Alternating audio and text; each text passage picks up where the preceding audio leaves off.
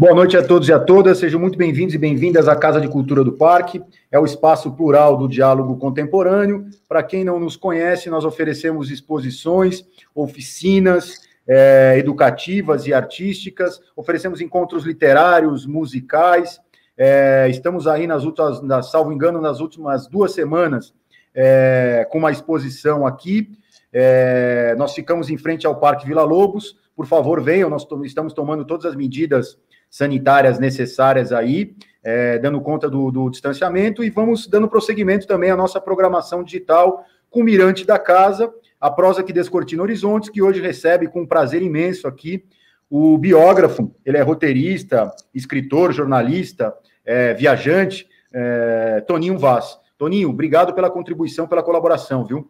Oi, Gabriel, obrigado a você pelo convite.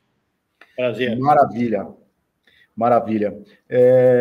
Toninho, você nasceu em Curitiba, né? Acho que morou em São Paulo, passou um tempo em Nova York e acho que agora mora no Rio. É isso? Quase isso, porque na verdade eu saí do Rio, eu moro no Rio há muitos anos. Eu fui para Nova York, fui para São Paulo e minha base era o Rio. Eu estou no Rio desde os anos 70 do século passado. E temporadas, assim, fiquei 3 anos em Nova York, 4 anos em São Paulo, mas a base é o Rio de Janeiro. Entendi. Como é que essas andanças interferem aí na tua obra? Eu sei que muitas vezes você tem várias profissões, você está fazendo outras coisas, mas eu fiquei curioso em saber as diferentes paisagens, como é que elas interferem, inclusive nos seus interesses, né? Como escritor. Bem, veja, eu quando escrevi o livro do Leminski, que foi o meu primeiro livro, a biografia do Paulo Leminski, que se chama O Bandido que Sabia Latim, eu escrevi, eu morava em São Paulo. Eu sou um jornalista clássico, um jornalista de redação de jornal, eu sou antigo na profissão de jornalista. E como jornalista, uma das qualidades do jornalista é circular pelo mundo. Não é um ato, nem um gesto estranho, pelo contrário. Eu, como jornalista, circulei muito pelo mundo. Eu tenho relatos de viagem, diários de viagem incontáveis, mas quando me tornei escritor, quer dizer, que eu passei a escrever livros ao invés de reportagens em jornais ou em revistas, eu estava em São Paulo. O primeiro livro meu eu escrevi morando em São Paulo e trabalhando lá. Foi uma experiência até boa, porque a minha família estava no Rio. Aliás, no início mesmo, a minha família continuou nos Estados Unidos, em Nova York. A minha mulher e minha filha, elas continuaram em Nova York mais um tempo, 1 ano mais ou menos. Eu vim porque tinha esse trabalho em São Paulo e elas tinham estudos lá. A minha filha estava estudando, fazendo high school, e tinha que terminar, era outra, enfim, ficaram lá.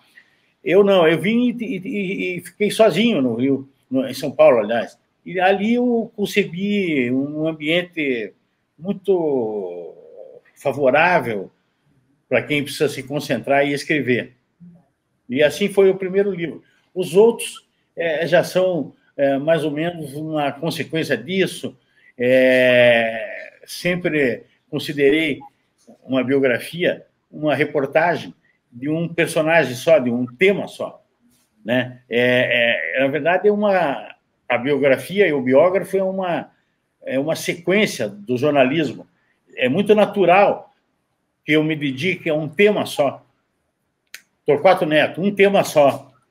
Luiz Melodia, e embarque nesse tema e faça uma grande reportagem com alguma pincelada literária, porque comporta. E assim foi. Eu mergulho dentro de mim numa hora de escrever. Eu fico fechado aqui, ó. É ruim, hein? Precisamos descobrir o Brasil. Escondido atrás das florestas, com a água dos rios no meio, o Brasil está dormindo, coitado. Precisamos colonizar o Brasil. O que faremos importando francesas, muito loiras, de pele macia, alemãs gordas, russas nostálgicas, para garçonetes dos restaurantes noturnos? e virão sírias fidelíssimas. Não convém desprezar as japonesas. Precisamos educar o Brasil. Compraremos professores e livros, assimilaremos finas culturas, abriremos dancings e subvencionaremos as elites. Cada brasileiro terá sua casa com fogão e aquecedor elétricos, piscina, salão para conferências científicas, e cuidaremos do estado técnico.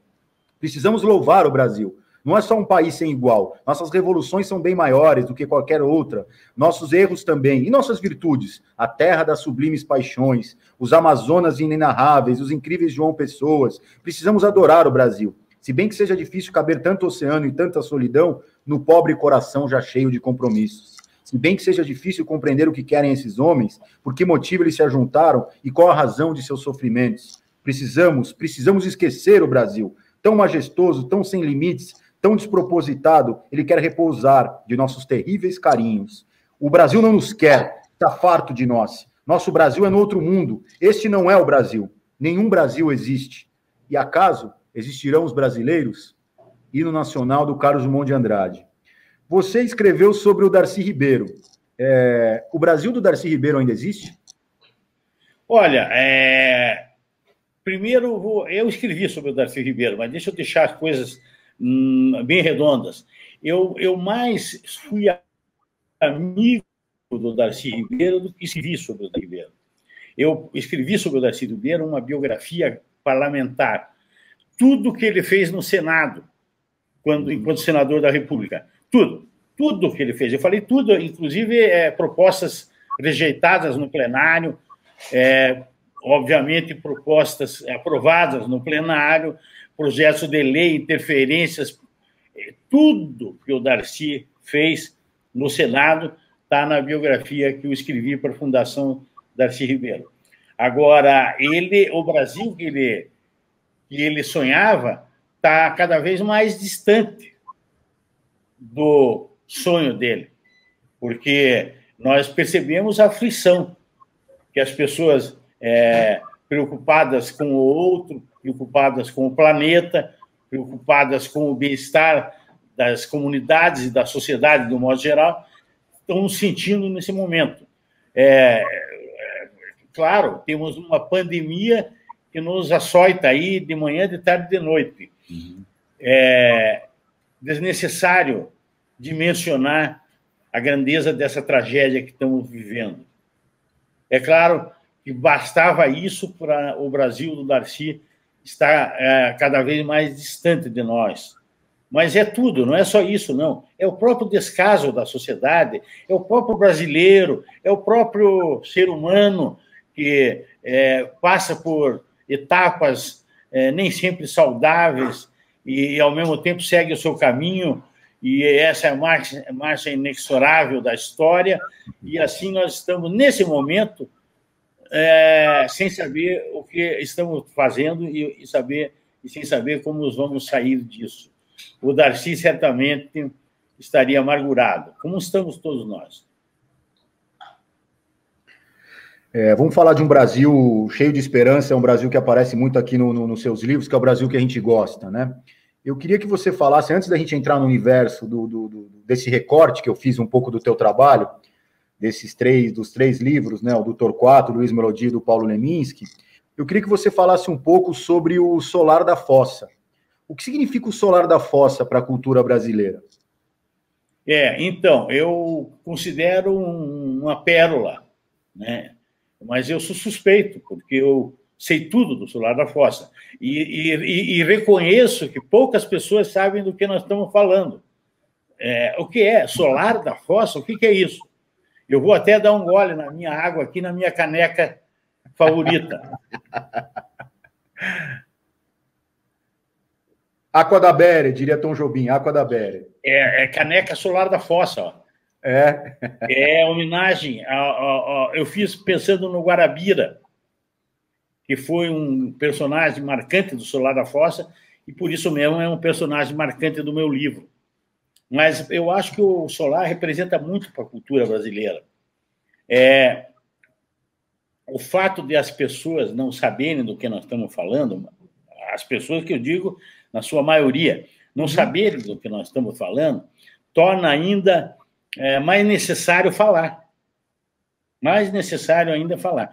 O solar foi, nos anos 60, ele foi uma pensão em Botafogo, no Rio, que existiu de 1964 a 1972, 71, na verdade, ela foi fechada, a pensão, em 71, e em 72 o prédio foi demolido para ser construído ali o primeiro grande shopping center do Rio, o Rio Sul, né? Ou seja, nós estamos falando daquela área de Botafogo ali.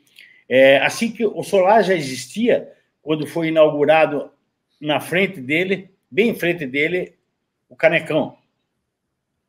O solar, ele tem duas etapas. A primeira, que começa em 64, era uma pensão rastaquara mesmo, assim, uma pensão de prostitutas, PMs, advogados de porta de cadeia, desocupados, trambiqueiros, de um modo geral. E a partir de 66, quando o solar é descoberto, a dona do solar, a dona Jurema, ela fez uma grande obra e modernizou o prédio do solar, que era um prédio histórico, um prédio colonial, e modificou e ampliou, aumentando o número de apartamentos, era 85 apartamentos, em 2 andares, né? Com um casarão grande, com um jardim de inverno no meio. O que é importante ali nessa pensão? É que nessa pensão viveram pessoas que fizeram a cultura brasileira nos anos seguintes. Uhum. Né? Por exemplo, só para rememorar, Caetano Veloso morou ali, e ali ele compôs Alegria, Alegria. O Paulinho da Viola morou ali, na mesma época que o Caetano, e ali compôs Sinal Fechado. Né? O MPB4 morava ali. Pelo menos 2 ou 3 dos 4 do quarteto. E ali eles tinham espaço para poder ensaiar, e ali eles fizeram o arranjo de Roda Viva. O Chico Buarque vivia ali. Ele não morava ali, era casado com a Marieta Severo, família e tudo. Mas o Magro morava ali, dois e ali compuseram Roda Viva. Sá Rodrigues e Guarabira. O Rodrigues não morou ali, mas o Sá e o Guarabira moraram. O Zequete morou ali. Não dá para relacionar o número de pessoas importantes da cultura brasileira que seriam importantes a partir dali. Né? Claro, o Zequete, por exemplo, já era um figurão da música brasileira, do samba carioca, mas muitos deles nasceram ali. Né? As atrizes, Maria Gladys, uhum. Várias outras que moraram ali. Então, é complicado. A Darlene Glória, no apogeu da carreira, loura, patinada, linda, namorada do grande gangster, Mariel Mariscot, que frequentou o solar, porque eles estavam namorando justamente na época que a Darlene morava lá. Você vai se surpreender pelo número de pessoas que moraram no solar e aquelas que frequentavam, que não eram... Por exemplo, o Gil não morava no solar. O Gil já era casado com a Nana Caymmi e tudo. Uhum. Mas o Caetano morava. Né? Os outros baianos, o Duda, o poeta Duda Machado, morava ali junto com ele, com o Caetano. Então, o Gil ia lá. Lá era um ponto de encontro de pessoas libertárias. Eu vou resumir com essa frase. O Solar da Fossa foi um ponto de encontro de pessoas libertárias. Porque, além de tudo isso que eu falei para você, que ilumina um palco, existiam, por exemplo, líderes estudantis, clandestinos, da luta armada. O Solar brigava carnavalesco das antigas, que estavam separando. O ator Mauro Mendonça, que já não era um garoto, a população média do Solar era baixa idade, era jovem saindo de casa.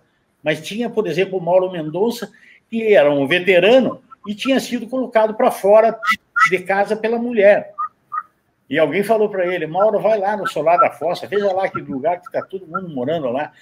Ninguém queria que o Solar fosse conhecido, mas era o paraíso na Zona Sul carioca. Era o paraíso.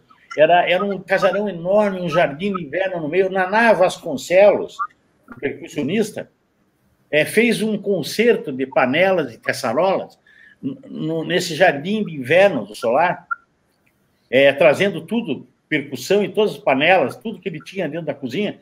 E é famosa essa noite, porque ele ensinou como é que um percussionista não tem limites no exercício da sua percussão.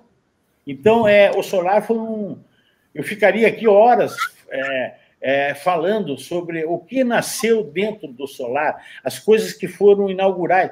O Roberto Talma, que foi durante muitos anos diretor de novelas da Globo, diretor de programas, mas sobretudo de novelas da Globo, ele, menino, morava lá, 16 anos de idade. O Tim Maia levou o grande amigo dele lá, o Fábio Stella, para morar lá. Ou seja, o Tim era amigo da dona Jurema, chegava às 6 horas da manhã sempre em casa, com pão e latinha de sardinha, e pedia cerveja gelada para a dona Jurema. Ao invés de continuar aqui explicando o fascínio que o Solar exerce em quem conhece, eu diria que eu escrevi um livro, achando que a melhor coisa que eu faria era escrever um livro. É claro, está esgotado, mas você vai lá e acha nesses sebos online, e você acha Solar da Fossa. Não é fácil, mas também não é impossível. Certo. Bom, vamos lá. Eu quero mostrar aqui, ó, o Paulo Leminski, o bandido que sabia latim, tá? Fica aí a recomendação, a sugestão para todos e todas que estão nos acompanhando aí. A biografia aqui, ó, do Torquato Neto, né? Para mim basta, né? Agora basta, não é isso? Para mim chega. Para mim chega. E aqui é do Luiz Melodia, né? É a última. Meu nome é Ébano. Esse é o que está em fase de lançamento, esse livro aí. Sim. O Melodia, né? Eu fico, sim. Super recomendo os 3 aqui. Aí eu fiquei olhando eles agora e me ocorreu aqui uma pergunta que não estava, digamos, no script. Por que a opção pelos malditos? Se é que eles podem ser chamados assim. Eu não gosto, eu aceito até essa expressão maldito, mas por uma linhagem literária. Não tem nada a ver com a palavra, não tem nada a ver com o conceito religioso da palavra. É literária, é uma tradição que vem lá da França, dos franceses, da geração do Absinto, Baudelaire, Rimbaud. Esses caras eram os malditos, porque não estavam fazendo poesia na areia da praia no final de semana. Os caras estavam purgando, os caras estavam sofrendo. Porra. E aí fazer poesia pode ser visto também por esse prisma, né? E aí, o que é? Coincidentemente, o Paulo Leminski, minha primeira biografia, eu não corri atrás. Ela caiu no meu colo, né? A viúva do Paulo sugeriu e eu aceitei a missão. Ele era meu amigo, por isso que eu chamo de missão.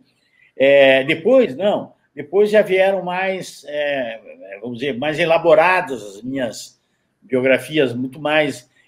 O Torquato, ele é a biografia seguinte, ele existe porque o Leminski, ele me falava, quem primeiro me falou do Leminski, do Torquato, foi o Leminski, que morou no Rio, na época que o Torquato circulava aqui pela Zona Sul, pelos botequins da Zona Sul do Rio, e o Paulo também. Então, a primeira pessoa que me falou profundamente do Torquato foi o Paulo. Eu acompanhava ele, eu lia, eu sou jornalista desde garotinho, né, meu? Então, lá em Curitiba existia um jornal Última Hora, uma sucursal, coisa rara no Brasil, existia em algumas capitais, mas em Curitiba existiu, do Samuel Weiner. Quer dizer, eu lia, e tinha a coluna do Torquato lá. Eu era um leitor dele, eu adorava a linguagem dele, a maneira dele se expressar fora de qualquer padrão. Né? Ele costumava chamar os leitores dele já de manhã, assim, otários. Ele dizia assim, e então, otários, passou o carnaval, agora é quinta-feira de cinza. Tudo melhorou para você? A vida ficou bem melhor depois desses dias de folia? E ele usava de uma ironia, assim, que não era muito comum. Praticamente, entre aspas, até ofendendo o leitor dele, né? Mas que se achasse otário, quem otário fosse. Mas, então, e as outras biografias já vieram no bojo da minha, que se tornou minha profissão. De jornalista, eu passei a ser biógrafo. Além dessas que nós estamos citando aqui, tem outras que não têm esse apelo literário, né? Mas eu sou biógrafo de Luiz Severiano Ribeiro, que foi um grande exibidor de filmes, e o filho dele foi o criador criador não, mas foi o grande desenvolvimentista da Atlântida cinematográfica, aquela fase das chanchadas na Atlântida. Eu tenho essa biografia também. Eu tenho uma biografia fora da curva, como costumam dizer hoje por aí. Eu tenho uma biografia fora da curva que chama Edviges, a Santa Libertária. É sobre uma polonesa que se tornou... Aliás, ela nasceu na Alemanha. É sobre uma alemã que se tornou padroeira da Polônia, Edviges de André. Ela era uma história fascinante. Eu escrevi essa biografia para a editora Objetiva há décadas atrás, quando a Objetiva criou uma coleção de santos, né? Então já tinha São Francisco, Santa Teresa, e aí me ofereceram para eu escolher uma santa. Eu escolhi a Edviges por ser padroeira dos endividados, né? É uma condição quase perene do brasileiro. Eu tentei contribuir com algumas orações inéditas que foram traduzidas do latim eclesiástico, exatamente, e particularmente, especialmente para o meu livro. Eu sou analfabeto em latim, e principalmente eclesiástico e até em português, mas quem fez o trabalho para mim foi um seminarista, o Irineu, que dominava o latim e tinha essa cultura.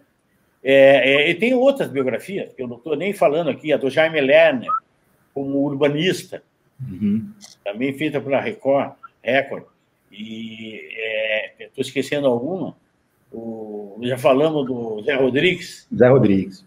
Já falamos. Então, eu tenho 8 biografias, e elas foram todas feitas sem uma intenção prévia. Assim. Agora, Os Malditos, sim, como você pontuou ali na tua pergunta, Liminski e Torquato, eu sempre brinquei que eu fiz uma mini antologia biográfica dos poetas malditos brasileiros. Que bomba!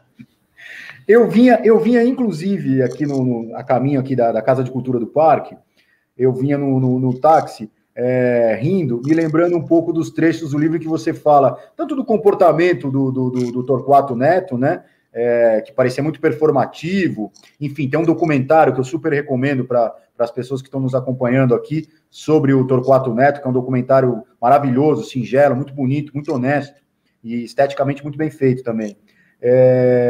E aí das festas também, na casa, no apartamento do Paulo Leminski. Então, essas duas figuras, o comportamento do Torquato e as festas na casa do Paulo Leminski, você acha que o Brasil encaretou, Toninho? Ah, sim, claro, né? Você nunca ouviu falar tanto a expressão politicamente correto como nos últimos anos, né? A impressão que dá é que todo mundo é fora da lei. E tem que provar. Se você garante que você não é fora da lei, prove. Né? Então, o mundo virou caretíssimo, claro. Imagine, eu estava outro dia escrevendo num texto qualquer sobre um amigo meu, um negão, e aí alguém disse, você vai chamar ele de negão? Eu falei, eu sempre chamei ele de negão, né? E ele não vai brigar comigo. Ele não. Pode ser que alguém faça isso, tá entendendo? Mas ele não. Não existe desrespeito nisso, né?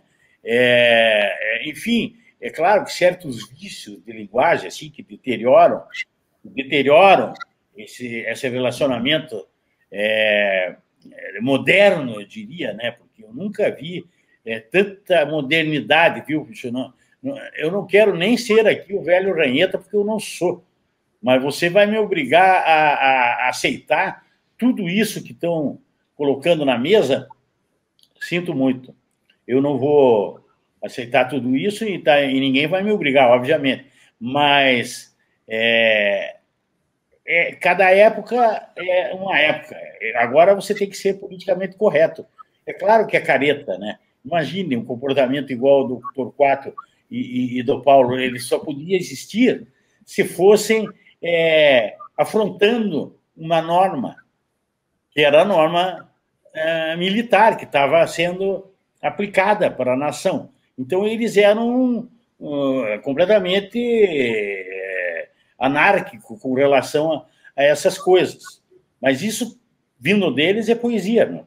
Isso é poesia. A poesia não tem obediência a nada. Lendo esses dois livros, me veio aquela frase à cabeça, né? Saudade do tempo que eu não vivi, né? Aqueles 20 anos deles. Enfim, eu quero mostrar para vocês mais uma vez aqui, ó, o Bandido que Sabia Latim, do Paulo Leminski. E se você me permite, eu vou ler um trecho aqui da página, na página 58, né? Por outro lado, evidenciando uma flagrante e assumida contradição, ele iria protagonizar um episódio exemplar na redação da revista Isto É, em São Paulo nos anos 70, que revelaria seu orgulho pelos ditos valores genuinamente curitibanos. Durante uma mesa redonda, promovida para discutir questões relativas à poesia e literatura, quando já se sentia visivelmente abatido pelo que vinha considerando um debate de baixo nível, levantou-se bruscamente, fez um movimento de mão com a papelada que carregava e disparou, olhando para o poeta Cacaso. Olha, brother, qualquer bar em Curitiba, numa sexta-feira à noite, tem um nível de discussão mais alto do que o desta mesa. Vou tentar pegar o bife sujo aberto. Enfim, aí continua. Eu queria que você falasse um pouco da formação do Paulo Leminski, da relação que ele tinha, se é que ele teve alguma relação com esses poetas aí da chamada geração mimeógrafa. Ele tinha, sim, alguma relação com esses poetas da chamada... O problema dele com o Cacaso era com o Cacaso, né? Por quê? Porque, assim, num certo andamento das coisas, o Cacaso se posicionou crítico, contundente da poesia concreta. Ele não aceitava os dogmas vindos de Augusto de Campos, Haroldo de Campos e Décio Piantari. E o Leminski era, ao contrário, aluno desses caras aí que eu acabei de citar. Entende? Então, quando ele se reúne nessa mesa redonda que você falou aí, que a Folha produziu e programou, ele se volta contra o Cacaso porque ele sabia que o Cacaso não estava nessa linhagem de poesia pela poesia, e sim estava se engajando politicamente com a poesia dele. Eu nunca entrei no mérito, não é uma questão minha aqui, eu sou só um biógrafo, mas o Leminski, ele cunhou uma frase muito curiosa nesse dia, né, que foi assim, que lembra a frase do Mallarmé, né, um lance de dados não perdoa o acaso. É o acaso, né? Na frase original é um acaso.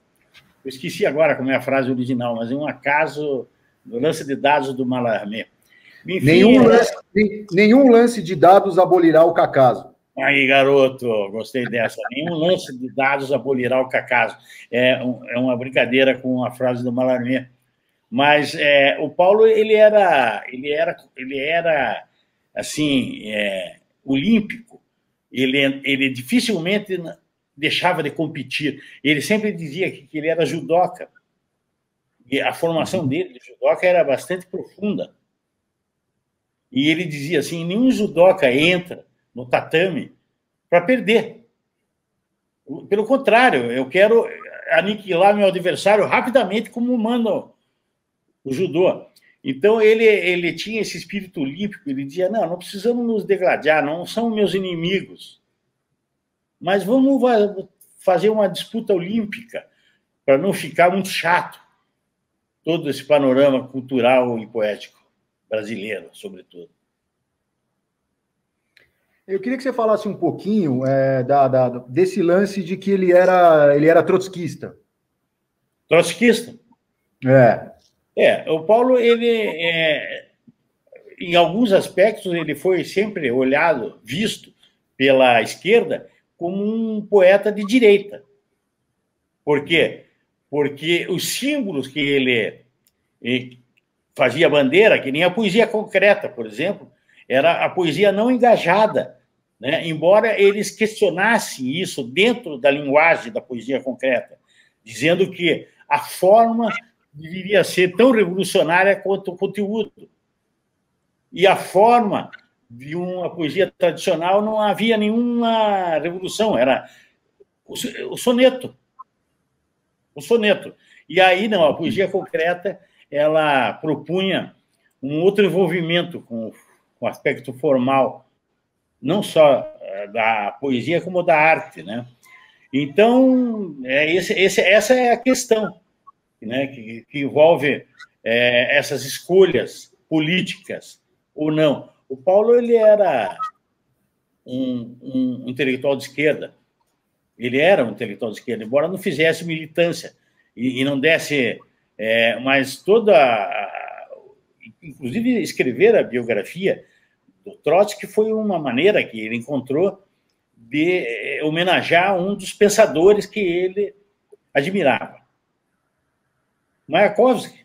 Mayakovsky é o alter ego dele. O alter ego do Paulo Leminski é o Mayakovsky. E quem não conhece o Mayakovsky e não sabe a importância dele para a Revolução Russa, vamos lá no Wikipedia. Um homem com uma dor é muito mais elegante. Caminha-se de lado, como se chegando atrasado, chegasse mais adiante. Carrega o peso da dor, como se portasse medalhas, uma coroa, $1 milhão ou coisa que os valha. Ópios, édens, analgésicos, não me toquem nessa dor. Ela é tudo o que me sobra, sofrer vai ser a minha última obra. Você acha que o Paulo Leminski era um cara triste? Triste não. Triste ele não era. Não mesmo. Pelo contrário, era um cara muito alegre. Agora, o Paulo, evidentemente, que ele teve fases e fases de vida. O Paulo viveu intensamente.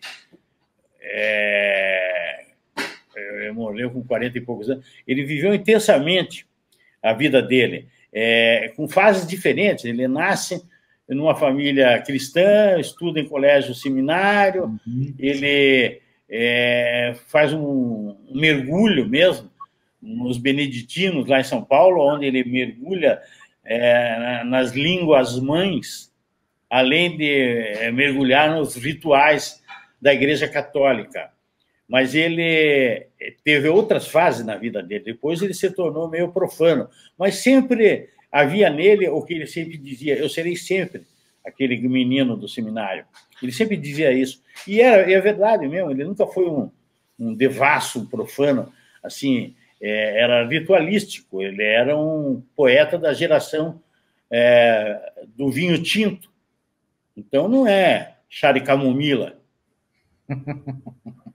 Eu acho que eu respondi, né? Como que é claro que você tem esse momento que aparece aqui no livro do Torquato, mas para quem não leu, né, e a gente comentou dessa relação deles, como é que foi assimilada pelo Paulo Leminski a morte do Torquato Neto? Bem, o Paulo ele tinha uma leitura desses episódios bastante literário, bastante dramático, né? Ele cultuava isso, tá entendendo? Eu me lembro como ele falava de um poder extrasensorial do Charles Manson, o assassino da Sharon Tate. Ele dizia que o cara, quando foi para ser julgado num júri, ele tiveram que colocar o Charles Manson dentro de uma jaula. Ele entrou no tribunal de júri dentro de uma jaula. Daí o Paulo dizia: isso não é um fenômeno, porque é uma leitura do Canibal, né? Isso antes do Canibal só teve isso. Quer dizer, ele foi lá e o Paulo fazia uma leitura, porque ele dizia assim, o Charles Manson, no tribunal, que os raios caiam sobre esse tribunal, trovoada. Aí o Paulo dizia, pura, será que trovoou na hora? Será que os raios caíram mesmo? Ele tinha uma... Terror Negro. O Paulo era leitor do Terror Negro, do Gibi. Então, ele tinha uma leitura meio gibi, assim, desses fatos, digamos assim, trágicos.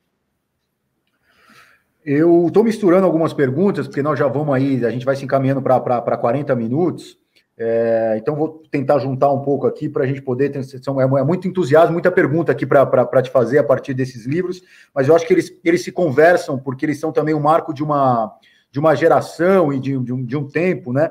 Que enfim, que apontava para um outro Brasil, como nós já falamos, né? Eu sou como eu sou, pronome pessoal intransferível, do homem que iniciei, na medida do impossível. Eu sou como eu sou, agora sem grandes segredos dantes, sem novos segredos dentes, nesta hora. Eu sou como eu sou, presente, desferrolhado indecente, feito um pedaço de mim. Eu sou como eu sou, vidente, e vivo tranquilamente todas as horas do fim. Torquato Neto, né? É o poema Cogito ou Cogito, né? Quem era Torquato Neto? Torquato Neto foi um menino de São Luís, do Piauí, de Teresina,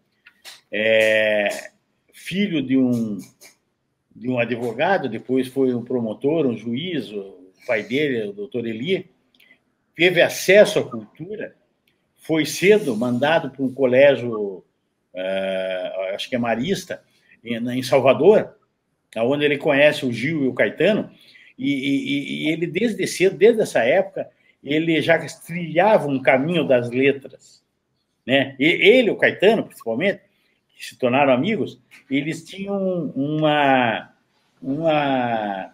apreciavam mesmo, né? Literatura, pesquisavam sobre... Quando encontraram Augusto e o Haroldo de Campos, que eram professores que influenciavam poetas jovens, eles se mantiveram bastante atualizados com a poesia nacional, internacional. O Torquato, ele viveu intensamente todas as horas do fim, porque ele teve percalços na vida dele que fazem qualquer pessoa sair mancando, né? Ele teve um alcoolismo que foi se agravando, como o Leminski. Não tem, até aí eles guardam uma semelhança. Exato. Né? De terem morrido. O Torquato se suicidou. O Leminski, você não pode dizer isso, por mais que eu já tenha ouvido pessoas me falarem que a morte do Leminski foi, num certo sentido, foi um suicídio. Eu um dia deixei um aluno falar isso numa palestra que eu estava dando numa cidade no interior do Paraná. Eu deixei um aluno falar isso que eu acabei de dizer, e depois da palestra, lá dentro, no camarim, lá, um médico me procurou e pediu para mim: escute, deixa eu te falar uma coisa, por favor, nunca aceite que alguém diga que esse tipo de morte, igual a do Leminski, foi um suicídio, porque não foi. Isso é uma doença. O alcoolismo não é um charme. O alcoolismo é uma doença e que é muito difícil se livrar. É muito difícil um alcoólatra se livrar da doença dele.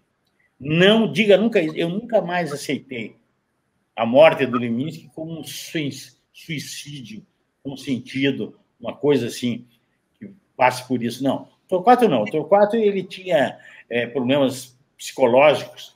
Ele era um paciente, uma pessoa que se tratava, estava em crise de toda a natureza. E o Leminski não, ele era alcoólatra. Você comenta, inclusive, nos seus livros, né, primeiro falando no Paulo Leminski, como era, eu reparei bem nisso, da cerveja ele passou para o rum e depois passou para o martini, né? A mesma coisa o Torquato Neto, né? Que tinha essa coisa da cerveja, mas depois era bastante conhaque também, né?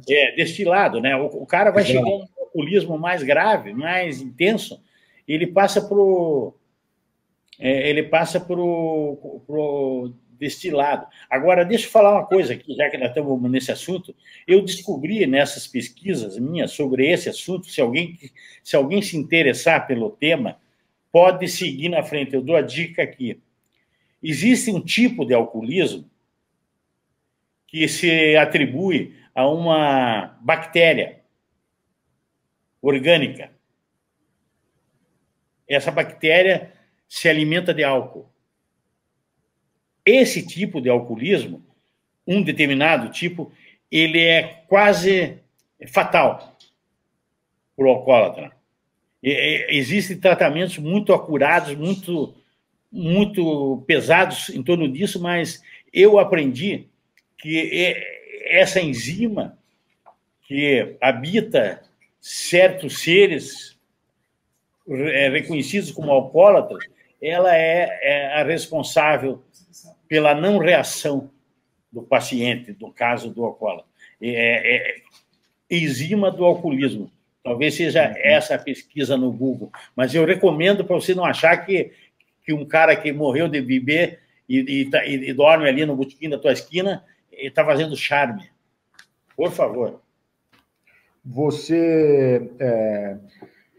Enfim, vou ler um poema aqui, chama Epístola sobre o Suicídio, do Bertolt Brecht. Matar-se é coisa banal. Pode-se conversar com a lavadeira sobre isso. Discutir com um amigo os prós e os contras. Um certo patos que atrai deve ser evitado. Embora isso não precise absolutamente ser um dogma, mas melhor me parece, porém, uma pequena mentira como de costume. Você está cheio de trocar a roupa de cama, ou melhor ainda, sua mulher foi infiel. Isso funciona com aqueles que ficam surpresos com essas coisas e não é muito impressionante. De qualquer modo, não deve parecer que a pessoa dava importância demais a si mesma. Você acha que o suicídio é uma atitude estética? Pode ser, né? Por samurai né? O Mishima foi um suicida, né? Existem exemplos em que isso se coloca dessa forma, mas no mais da maioria das vezes é questão de saúde pública, mano. É questão realmente de medicina, de ciência, e a literatura e a poesia mesmo conforta esse tipo de gesto extremo com algumas pinceladas para amenizar a tragédia que qualquer suicídio significa. Eu gostaria de lembrar a todos e a todas aqui que a gente está tocando nesse assunto porque o Torquato se suicidou. Inclusive, ele foi internado algumas vezes, né? Eu queria que você falasse um pouco dessas internações do Torquato Neto. O Torquato, ele tinha uma complexão física, assim, ele era muito magro, ele era meio subnutrido, assim, mas era inteligente. O problema dele não era exatamente no discernimento mental, era físico o problema dele. Ele se internou 1 ou 2 vezes aqui no Rio, aí em Teresina, no Meduna, que é um hospital que parece que está sendo desativado agora, mas Engenho de Dentro, aqui no Rio, né, ele ficou no Engenho de Dentro, que deu, onde ele escreveu o Diário de Engenho de Dentro, que é uma peça literária dele, onde ele guardou memórias do período do hospício, do engenho. Mas ele era frágil, a saúde dele era frágil, e ele, depois de algumas tentativas, ele conseguiu se matar na noite que completou 24 anos, ou 28, eu acho que é 28.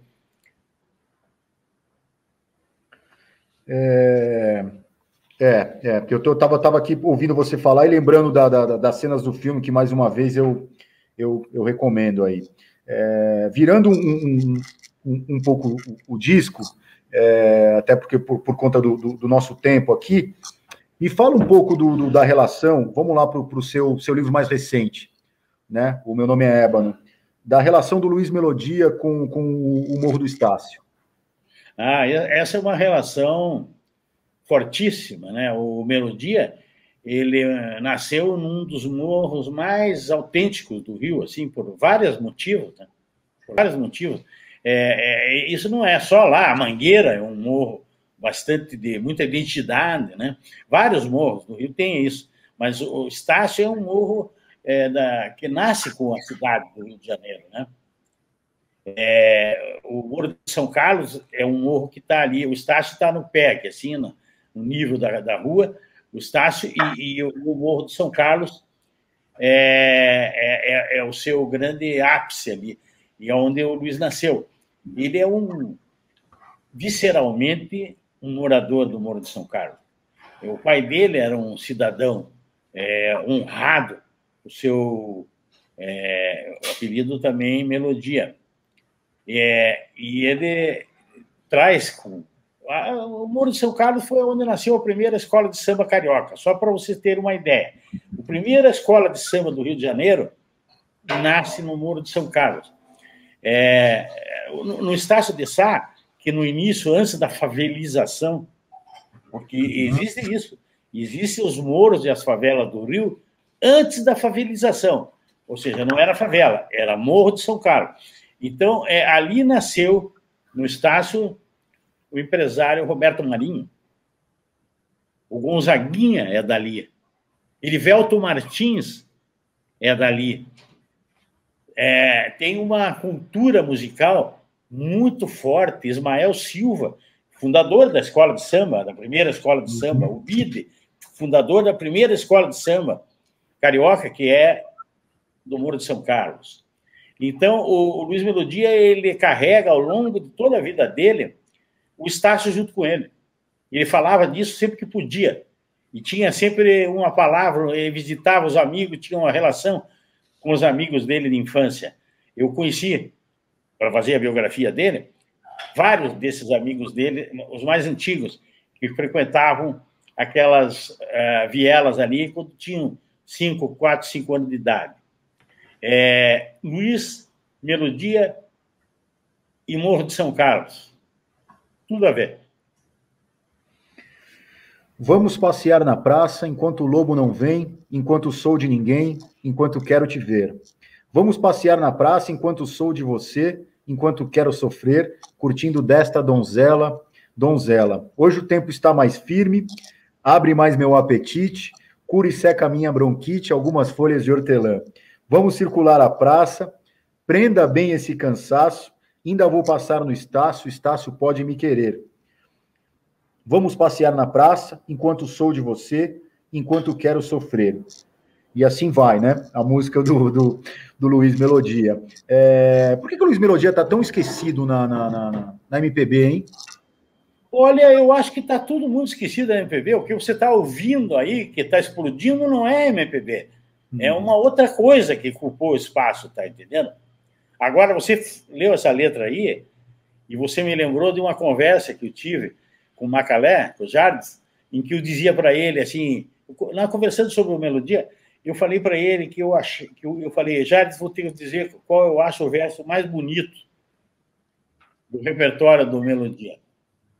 Aí, quando eu disse, ele explodiu e falou, eu também. Que é o seguinte, hoje o tempo está mais firme, abre mais meu apetite, cura seca minha bronquite e algumas folhas de hortelã. Cara, isso é Manuel de Barros. É maravilhoso mesmo. Inclusive, é o nome de um capítulo, né, do seu livro. Isso, eu gosto desse verso. Lindo. Um monge descabelado me disse no meio do caminho, eu queria construir uma ruína, embora eu saiba que uma ruína é uma desconstrução. Minha ideia era de fazer alguma coisa ao jeito de tapera, alguma coisa que servisse para abrigar o abandono, como as taperas abrigam.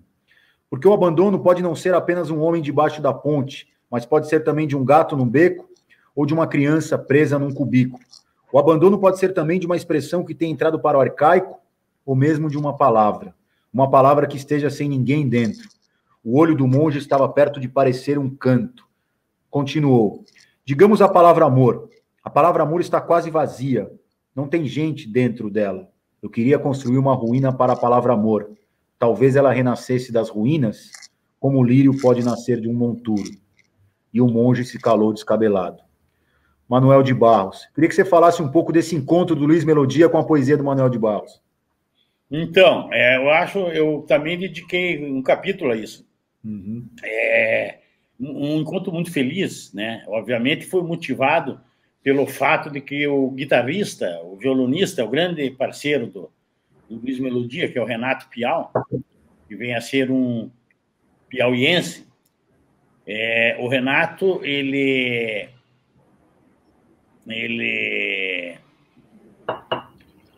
Qual é a música mesmo?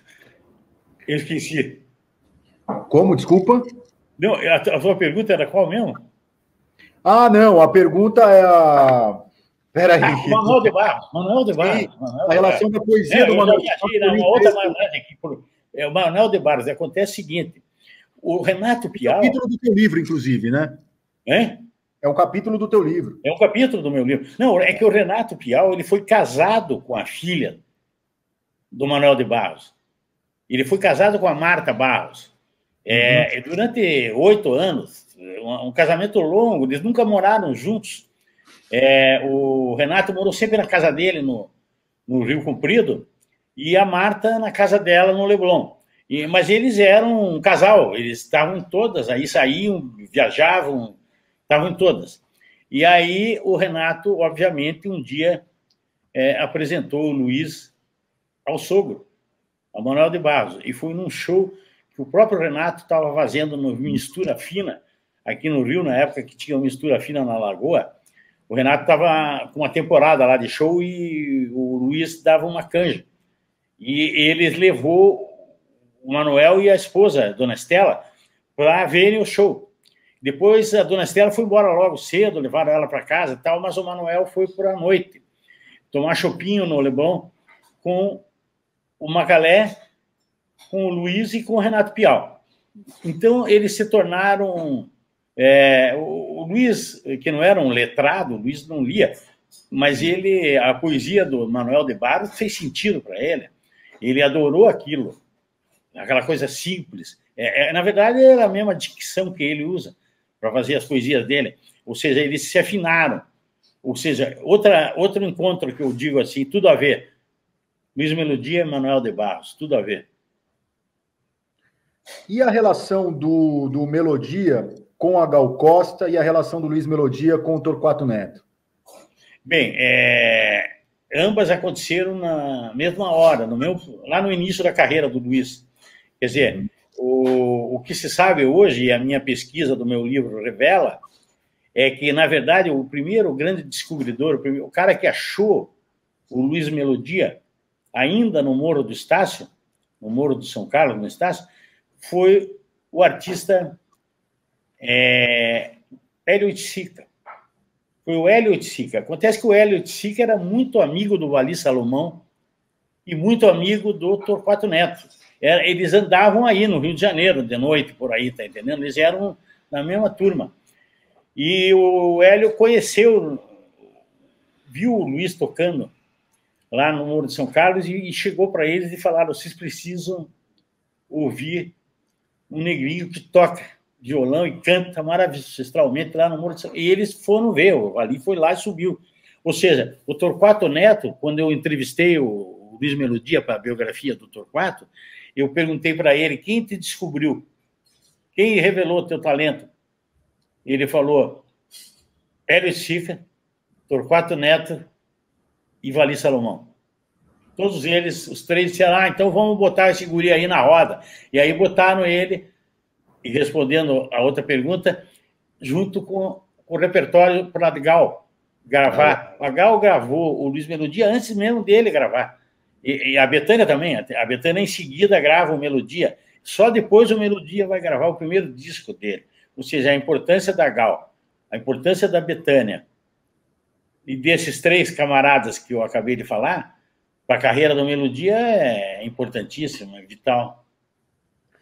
Se nós fizermos um sobrevoo, assim, na história da canção e da música popular brasileira, na sua opinião, qual que é o lugar de um disco como Pérola Negra? Olha, eu acho Pérola Negra um dos grandes discos da história da música brasileira, da nossa discografia, né? Eu coloco entre os 10 melhores discos do brasileiro. Coloco entre os 10. E olha que a lista de 10 sobra muito talento depois dos 10, tá entendendo? Mas ele está entre os 10 discos de Pacto, de impacto no mercado e na cultura brasileira.